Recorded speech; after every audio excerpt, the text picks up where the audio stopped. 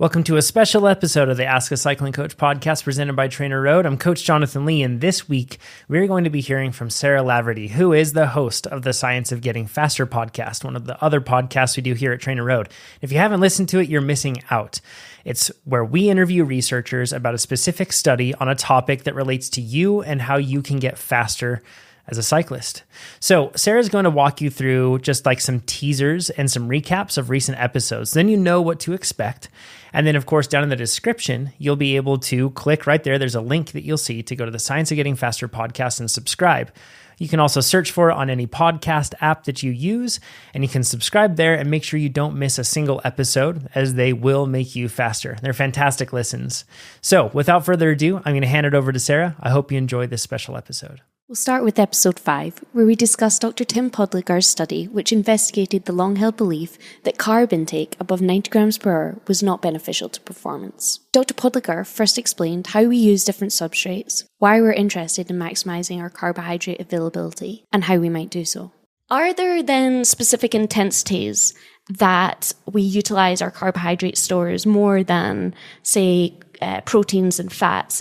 Do we use these different fuel sources at different intensities? So usually when we talk about endurance exercise, we assume protein oxidation to be negligible, so like pretty much zero. There is a very small, tiny proportion of protein being used for exercise, for the energy, but the proportion is very small, as I said. It actually increases if carbohydrate availability is insufficient. So you actually start to use more protein if you are low on glycogen or not ingesting enough carbohydrates. Because this is pretty much like a power saving mode. You kind of start breaking down the muscle because simply there is not enough glucose floating around the body. And this is one of the points why we actually want to increase carbohydrate availability and eat carbohydrates during exercise and not protein, because it doesn't really make sense. The first thing I really wanted with this study was because we cannot actually quantify accurately exogenous carbohydrate and fat oxidation rates are really high intensities. So the consequence of this was, let's find highly trained individuals that can produce a lot of power and are still below the first ventilatory threshold, so that we can accurately actually measure carbohydrate and fat oxidation rates. And in this way, we create the demand for energy, really high demand for energy, and expose them to either 90 or 120 grams per hour. So here things become more complicated, even more complicated, because we introduce a different ratio between glucose-based carbohydrates, which is maltodextrin, and fructose. The reason being that if we look back into the old studies, we will probably usually be seeing the fructose to glucose ratio as 1 to 2. So one fructose molecule for each one fructose for each two glucose molecules, so 2 to 1 or 1 to 2 ratio. I keep using different orders, so I'm a bit confused now. And this ratio has actually been created based on the previous findings that there is a limitation to oxidize glucose-based carbohydrates, which is 60 grams per hour. So if we want to go higher than this, we need to add fructose. So they just simply added half of this amount and got to 90 grams per hour. 60 plus 30 is 90, and it's 2 to 1 ratio. Very simple. And for ages, and this ratio was like the only ratio out there, and everybody was using it, and this was 90 grams per hour was a gold standard. But then later on, researchers try to find the optimal ratio in terms of how people, how effectively or efficiently people oxidize carbohydrates that are ingested, how their gut feels, so whether they're experiencing gastrointestinal discomfort or not, and what this means on the performance later on. And then they discovered that perhaps this 2 to 1 ratio is not optimal, and that perhaps we should be more closer to the unit, so more closer to 1-to-1 ratio. And this is where this 1 to 0.8 ratio is coming from. So 1 glucose, 0.8 of fructose. And what makes those two different types of carbohydrates? What makes them different? So yeah, this can be really complex. So the most obvious and the most like prevalent explanation why we see improved oxidation when we add fructose is that these two carbohydrate types are being transported differently from the intestines into the bloodstream.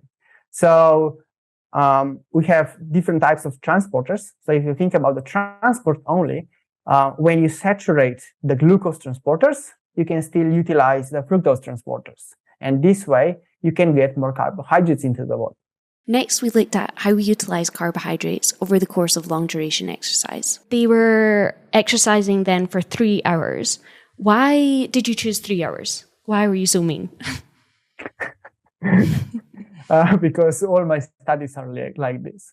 So usually when people are looking at exogenous carbohydrate oxidation rates, they're looking at or investigating them for like 2 to 3 hours. And the reason being that when we assess the 13C enrichment of the breath, CO2, we see a gradual increase, and only like an hour and a half to 2 hours into the trial, we see a plateau. And this plateau then resembles the highest oxidation rates. So this is why I really wanted to make sure that exogenous carbohydrate oxidation rates, that we are actually able to pick the highest rates possible. And also one of the things why we also see this like gradual increase is probably down to the fact that muscle at the start of exercise has quite a lot of muscle glycogen. So it uses that glycogen very effectively and doesn't bother about the glucose. But over time, when the glycogen concentrations decline in the muscle, it starts to uptake more and more glucose from the bloodstream. And this is why you probably see this rise and then a plateau in exogenous carbohydrate oxidation rates. Great. And how then did you give them the carbohydrate? Was it through frequent intervals throughout those 3 hours, or was there a specific protocol that you were following? So yeah, this is kind of a really good question, because when we, in our lab in Birmingham, there is a tradition like of these kind of studies, and we always give them a big bolus at the start. So like it's not regular intervals of like, 45 grams every half an hour for 90 grams condition, or 40 grams every 20 minutes, whatever. But we give them a big bolus at the start. And the idea is that we saturate the transporters as soon as possible so that we kind of fill up the intestine as quickly as possible. And then we can actually see the oxidation rates that kind of, it's very like mechanistic, let's say, the study, in terms of like, we want to assess oxidation rates. And this is why we do this in this way. Finally, Dr. Podlegar shared what he observed in the study, ultimately giving us a new perspective on recommendations for fueling during exercise. First thing that we found out was obviously exogenous carbohydrate oxidation rates are higher with 120 as compared to 90 grams per hour. So we can oxidize more carbohydrates if we eat more, which kind of makes sense. So the peak oxidation rates were on average around 1.5 grams per minute with 120 grams per hour. So meaning that 90 grams of carbohydrates were oxidized, whereas 30 grams were either still in the intestines or stored somewhere in the body, which would actually make sense given the really high amounts being eaten. And perhaps you can see like a small spike in insulin, and then you see some of the carbohydrates going into the arms, and they're just stored as glycogen there. But overall, 120 was from this aspect better. The funny and the most interesting thing was that this did not translate into sparing of endogenous carbohydrate oxidation rates. In other words, the reason why we thought 120 would be beneficial is that this would then require body to use less glycogen, but it did not. So the glycogen utilization was exactly the same. The most important thing when it comes to nutrition for endurance athletes is to maximize carbohydrate availability, especially for high intensity training sessions. So this means that if you have I consider high intensity everything that's above this threshold that we've talked about. So all the sweet spot threshold for VO2 max work, that's high intensity for me. And for those sessions, you definitely want high glycogen concentrations before each and every of those sessions. So meaning eating a lot of carbohydrates. And by doing this, you will expose the body to a lot of carbohydrates. And if a person is training day after day, is fit, is over time not gaining weight, I don't see a problem in eating a large amounts of carbohydrates. I think there is no negative impact on health from this regard, because I know that people are concerned about this, but there is very little or no evidence to indicate that high carbohydrate diets, even consisting of sugars, when you're in caloric balance, can actually harm your health if you are active. I think that exercise prevents this. So this is rule number one. And then the next one is, you want the carbohydrate. You want to eat the carbohydrates during exercise, because this way you kind of add a boost to the exercise, and also build the tolerance, because you probably are preparing yourself for really long rides, 4 or 5 hours, where you will be facing glycogen depletion on one hand, and you also need a tolerance to actually be able to tolerate this large amount of carbohydrates in the gut, especially in the hot summer days, which are more and more prevalent, I guess, because of global warming. We know that in the heat, those problems can be very problematic, because the blood is being distributed, taken away from the intestines towards the skin and the muscle, and we get more problems. And with this building the tolerance, we actually probably can improve this situation. So I think this is kind of super important. In terms of the quantities, it's really hard to say. So for training the gut, yes, high amounts are necessary. I would, if the aim is to train the gut, I would go with 90 to 120 grams per hour for certain sessions, but too much of carbohydrates. This amount of carbohydrates during every single session perhaps is not the best idea. Although there is some evidence actually that really high amounts of carbohydrates during exercise can improve the recovery. And this is kind of interesting thing. And the reason probably why this happens is that carbohydrates simply don't get absorbed during exercise, but they get absorbed straight after the exercise. So basically, you have already eaten your recovery meal. So when you have a shower and clean your bike and have the first meal, in this time you actually have already initiated the recovery process. Whereas if you were eating very small amounts of carbohydrates, you would still be in the catabolism phase and be still breaking down the muscle pretty much. But there's much more in the full episode that will help you get faster, including the following topics. Can some people utilise higher amounts of carbohydrate more than others? And what does that depend on? What do the pros do? Is there benefit to consuming more carbohydrate if we aren't sparing glycogen? And how can we train our gut to improve our tolerance and ability to absorb carbohydrates? Next, we spoke with Dr. Brian Saunders about whether caffeine affects habitual consumers differently than occasional consumers. Dr. Saunders first covered the basics. How much caffeine should athletes ingest? We're talking about caffeine and whether habitually consuming it impacts the ergogenic effects. Historically, how has caffeine been used as a performance-enhancing agent? So historically, caffeine's been around in sports for a long time. If you look at sort of the Tour de France, actually, there's sort of videos of in the early 1900s of these cyclists jumping off their bikes, running into cafes, downing a few espressos, alongside a fair few other sort of products that would definitely be banned today. And since then, it's kind of gone from strength to strength, really. That being said, it was kind of sort of banned in competition for a while. There was sort of a threshold amount in urine that above which you would test positive. So that was about 12 micrograms per milliliter. But this actually kind of is quite a lot of caffeine. And back in 2004, caffeine was actually taken back off this anti-doping list. So, the last few years, certainly research has really grown.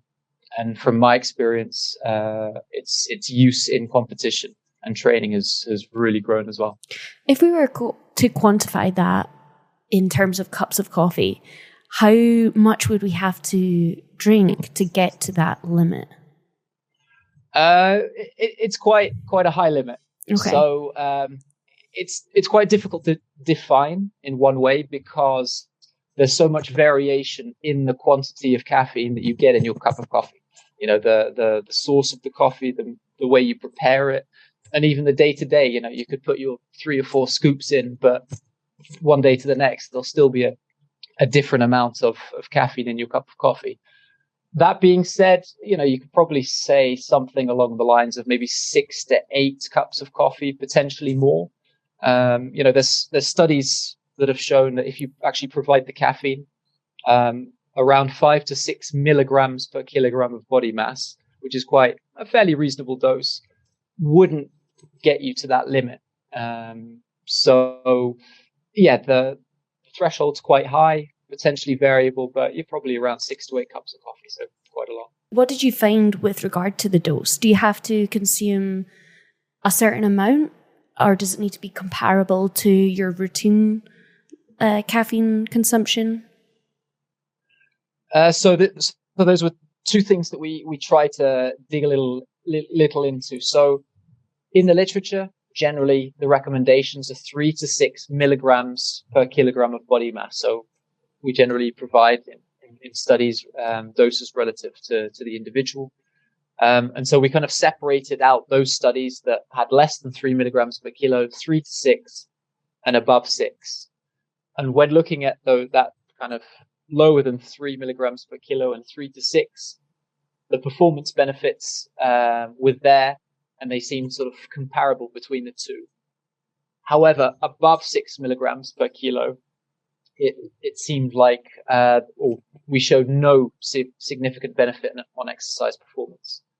A caveat on that is that there were very few studies with the higher doses, but this is what other studies have shown as well, that higher doses of caffeine, although some individual studies show benefits, a lot don't, and a lot show potentially greater side effects with caffeine. You might get greater headaches, nausea, jitters, all these kinds of negative side effects that you see when you get to the higher end of the caffeine scale. So certainly our data support kind of 3 to 6 milligrams per kilo, and potentially suggest that less is also good, is also beneficial to performance. We then discussed the commonly overlooked question of how caffeine actually improves performance and dispelled a couple of common misconceptions along the way. Physiologically, how does caffeine improve performance, or how is it speculated to improve performance? So that's a question that I think research has been trying to get to the bottom of for the last 50 odd years probably now. One of the initial mechanisms sort of that people suggested was that it could increase fat burning. That's due to sort of an increase in adrenaline that is produced due to the ingested caffeine. This sort of increased sort of oxidation of fats would then spare your muscle glycogen, and then you could sort of perform exercise for longer. what we do see during exercise, increased fat oxidation commonly occur in lots of different studies. But I think sort of overall over the last 20 years, that theory's maybe sort of been drowned out a little bit. There's that mechanism can't explain, for example, how kind of short duration, high intensity exercise is improved with caffeine. So if it isn't, a mechanism, it's definitely not the only one.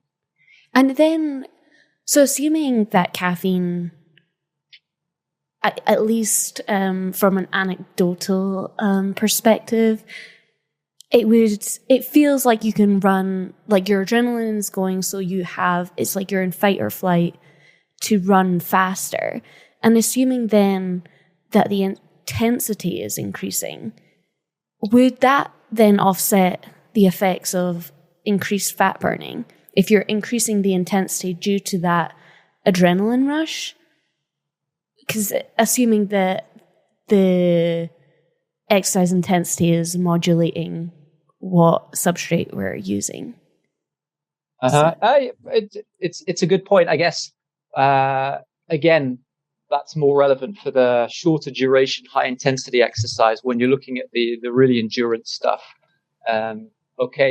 We might see a slight increase in power output, slight increase in intensity, but you're probably not jumping from 75% of your maximum to 90% of your maximum either. All supplements generally have a fairly moderate effect on these outcomes. But then just touching on that, I think that's an important point about sort of. No, sorry, I'll maybe cut that out and I'll let you sort of jump back to a question. Yeah, no worries. So does it have then an impact on our central nervous system? Is there theories behind that? Yeah, so that's the primary mechanism by which we believe that caffeine works. So via the antagonism of adenosine receptors within the central nervous system. And so these adenosine receptors, they're responsible for motor function, the reward systems, behavior, and they work in collaboration with the dopamine receptors, so sort of the reward center. So the chemical structure of caffeine is similar to adenosine, so that allows it to bind to these receptors. And now, usually when adenosine binds, what we see is a reduction in kind of behavioral activation, volition. High concentrations of adenosine are related to sleep. So if this binding is then inhibited, what we have is a higher activation also of the dopamine receptors. We see increase of dopamine, norepinephrine, or adrenaline, noradrenaline. We see an increase in central motor drive, reduced perception of effort during exercise, and also this can even sort of peripherally alter the muscular response. So, via sort of a number of different mechanisms, even sort of pain mechanisms as well, we see a reduced perception of pain during exercise as well. So all these kind of bind together to what we think is lead to the improvements in exercise performance. So what exactly was Dr. Saunders investigating with this study? What was the question then that you were trying to answer in this paper? Can you remind us? So one of the things that's come sort of to my attention, but also to the attention of a lot of researchers recently, is that across a lot of caffeine studies, there does seem to be some variability in the response to supplementation. What we see is generally up to as much as kind of 35% of people don't seem to respond or respond to a lesser extent. And I guess the question is why? And so there's a lot of potential theories why. Genetics is one of them. But certainly more recently, interest has gained traction in the importance of habitual caffeine consumption on this response. So many people suggest that habitual caffeine consumption may generate a tolerance to its effects. So then this will reduce its potential benefits. And so that's why some people might not have a benefit, because they are caffeine consumers on a daily basis. And so because they've built up a tolerance over time, then they don't get a benefit when supplementing it prior to an exercise bout. We done a bit of research on the topic before forming this meta-analysis. And despite, people, I think anecdotal evidence of, I don't feel the effects of caffeine anymore. You always hear people say these kinds of things. Despite that, I wasn't too convinced that it had had an effect, because I've used caffeine myself and seen an effect. And I think I take, fairly large amounts per day, but obviously, an NF1 in uncontrolled conditions isn't the greatest study. So we performed a study to look at, do people with sort of high, moderate and low caffeine consumption, do they benefit from caffeine supplementation similarly? And they did. They all did. So coming into this, I kind of had a hunch that these data wouldn't necessarily show anything different. I can't give you a particularly scientific reason for that. But sort of based upon our own previous data, I just felt like we'd probably show something similar. And what did Dr. Saunders discover after this meta-analysis was complete? So what did you find? Did you find that we can have our coffee and drink it? Or? Well, I hope the title does suggest that, but yes. So yeah, the main finding from our meta-analysis is that caffeine works. Caffeine improves exercise performance. It's a small but significant effect. I think, as I said earlier, I think most supplements generally just have a small effect on performance, but that can make the difference. But most importantly here is that the size of this effect was not influenced by habitual caffeine consumption of the individuals. So, caffeine was effective regardless of, whether the individuals were high caffeine consumers, moderate caffeine consumers, low or naive. So I think in general, a win for the coffee drinkers, for the tea drinkers, for the caffeine drinkers. Other topics covered in this episode that will help you get faster include how exercise intensity affects caffeine, how you can tell how much caffeine you're actually consuming, how much caffeine should athletes consume, do the negative effects of caffeine negate the positive effects, and how does caffeine affect training adaptations? Why does caffeine seem to affect people differently? And how to time caffeine with training and racing. What's next for the Science of Getting Faster podcast? A long overdue scientific look into how beetroot supplementation affects athletic performance with Dr. Stephen Bailey. Dr. Bailey offers clarity around the differences between nitrates, nitrites, and nitric oxide, how they impact our physiology, and what conditions might enhance this effect. There's two forms of nitrates. There's the organic nitrates that are synthetic compounds that are used to treat cardiovascular diseases. And we're not going to talk about them in today's podcast. Instead, what we're going to focus on is the form of nitrate that's abundant in foods. So we have nitrate that's present in certain foods, particularly green leafy vegetables and beetroot. So nitrates are produced in these particular plants, and then they are obviously consumed by us as humans. And over the last few years, it's been emerged that if you consume these as part of a healthy, balanced diet, then you can start to see some beneficial effects on various aspects of physiology and also some aspects of exercise performance as well.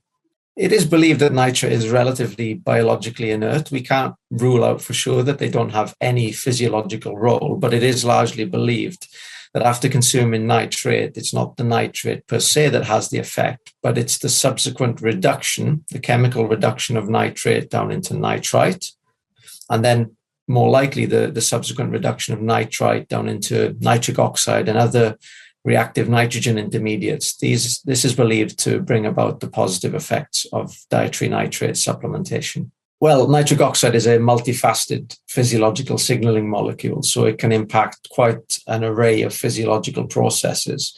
So as some examples that might be most relevant in an exercise context, the classical way that NO has been brought to bring about physiological effects is to serve as a relaxer of the smooth muscle cells in the blood vessels. And this can bring about vasodilation, which is where we open up the blood vessels and can deliver more blood and therefore oxygen and other nutrients down to the tissue. And that might also have a role for causing the removal of potential byproducts from the tissue. It's also got clear metabolic effects. So nitric oxide is recognized to have a role in, for example, glucose uptake into muscle tissue. It's recognized to have effects on the mitochondria. So these are the powerhouses of the cell, which are responsible for resynthesizing ATP, which is our main source of energy for performing muscular contractions. Nitric oxide also has quite an effect on muscle contractile processes themselves. So it can influence the release of calcium into the cytosol, which is a key event that brings about muscle contraction. It can also impact the muscle contractile apparatus themselves, so actin and myosin. And there's obviously various other processes, neurotransmission, but that just hopefully gives you a little bit of flavor. But NO is involved in a myriad of physiological processes. Yeah, absolutely. So what we seem to know about the metabolic pathway and specifically the reduction of nitrite down into nitric oxide is this reaction needs a proton. So therefore it's favored in conditions of acidosis.